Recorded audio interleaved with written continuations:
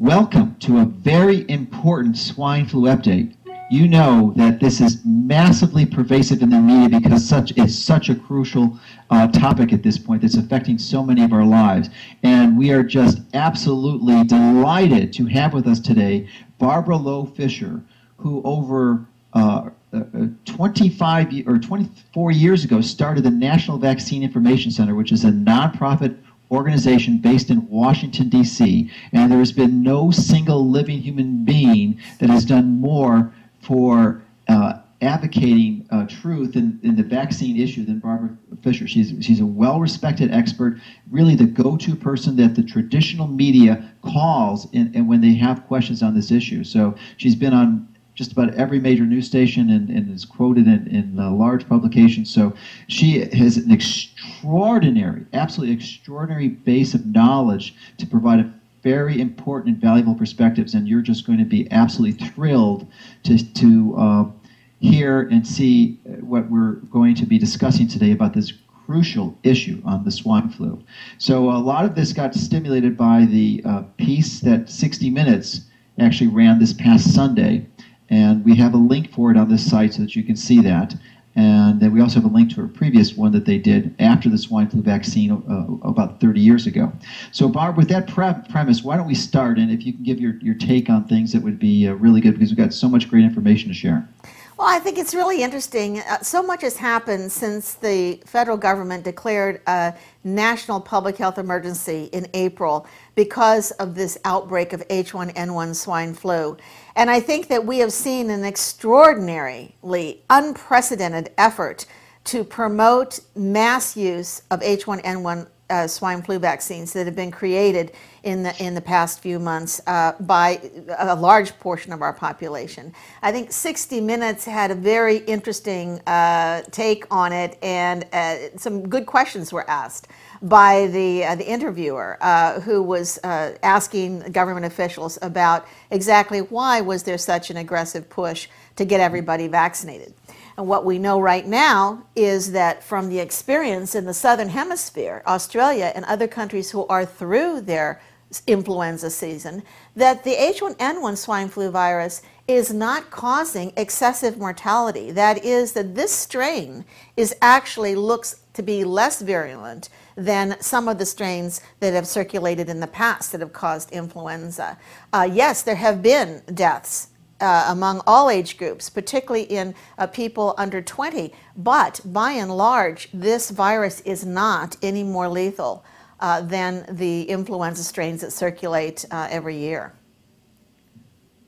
And I thought it was somewhat interesting also that the interviewer had made the observation that essentially those who were born before 1950 appear to have virtual immunity to the H1N1.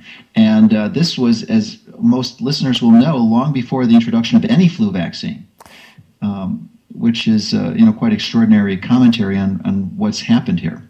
Well, it is, because the H1N1 virus that we're seeing right now, swine flu virus, is a relative of the 1918 Spanish influenza virus that caused a large number of deaths, millions of deaths around the world. Because at the time, 1918, of course, we did not have medical interventions that we do now. We did not have antibiotics to control secondary infections, severe secondary infections, bacterial infections. And so it is a very different situation now than it was in 1918. But the influenza outbreaks that have occurred occasionally over since 1918 have been relatives of this original H1N1 Spanish flu. So those of us, they say, who are over 60 have antibodies to this current H1N1 swine flu. So you're not seeing a lot of complications or death in the elderly because they're not getting it. They're protected. Why are they protected? They had experience with it naturally in years past and are protected. That's the way you get natural, long-lasting, robust immunity, is you recover from an infection and you have those antibodies that last you for a long time, which of course is not true with vaccination. Vaccination only provides a temporary immunity at best, if it works at all.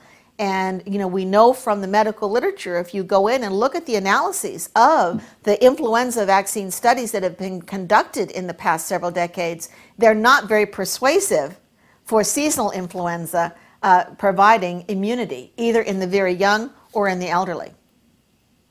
Yes, indeed. And I think one other point that the CBS or the 60 Minutes point brings out pretty clearly, as a classic example, is this child or adolescent who contracted the illness.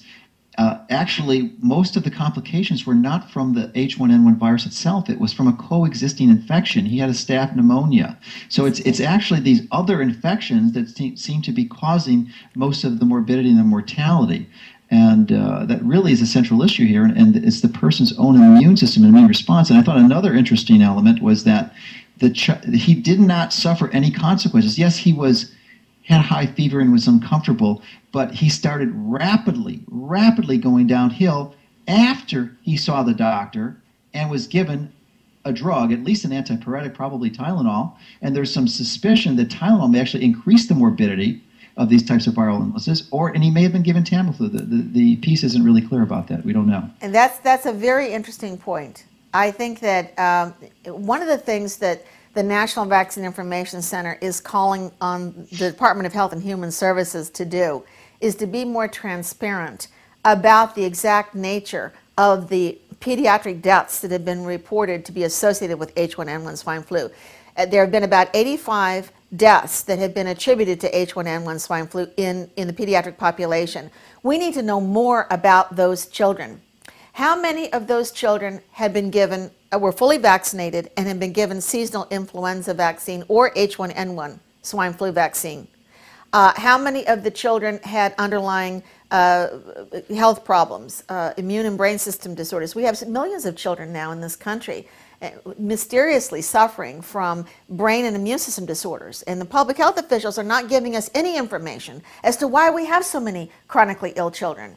So how many of these 85 children were chronically ill, and what was that illness, that chronic illness, due to?